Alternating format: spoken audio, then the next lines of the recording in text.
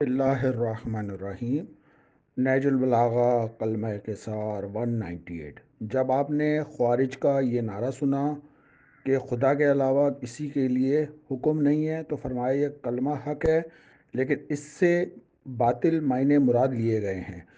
مولا کائنات کا ایک خطبہ 58، لا حکم الا للہ، یعنی کہ مولا کائنات نے اس حکم کے بارے میں آج تک کے لوگوں کو سمجھا دیا کہ جو لوگ آپ کو دھوکہ دیں، جو لوگ آپ کو قسم کھائیں، جو لوگ جھوٹ بولیں یا لا الہ الا اللہ محمد رسول اللہ پڑھیں، وہ جھوٹے ہیں۔ یہ آج تک کے دور کے لیے مولا کائنات نے بیان فرما دیا۔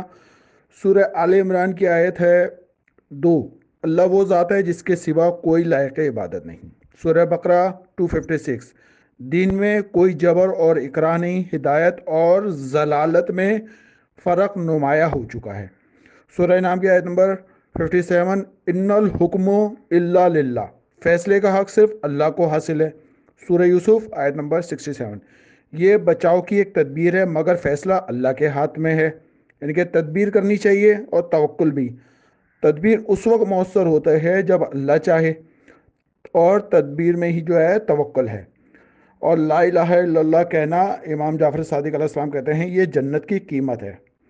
مولا کائنات کو صفین کے اندر بہت مشکلات کا جب سامنا ہوا اور محمد بن ابی بکر مالک اشتر کا قتل ہو گیا، عثمان بن حنیف کو بصرہ میں داڑھی کے بال اور سر کے بال نوچ دیے، اور اس جنگ میں عمر عاص نے اپنی بے حیائی کا جو ہے مظاہرہ کیا، جو ایک ریکارڈ قائم ہو گیا، یعنی کہ اس نے اپنی جو ہے لنگوٹ کھول دی تھی اور برہنہ جو ہے جنگ میں بھاگا تھا۔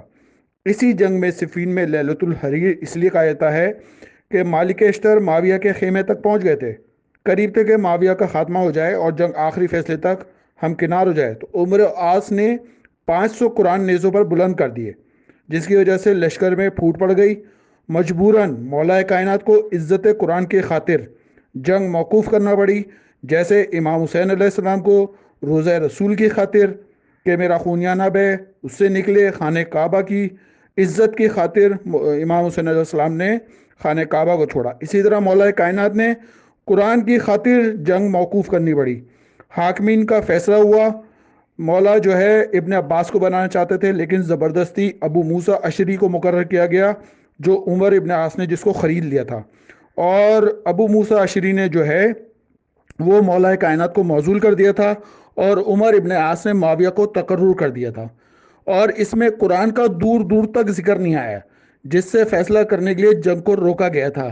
اور اس جنگ کے بعد جناب عبداللہ بن الارت ان کے گھر کی عورتوں سمیت ان کو قتل کر دیا گیا، جس کی وجہ سے نہروان کی جنگ ہوئی۔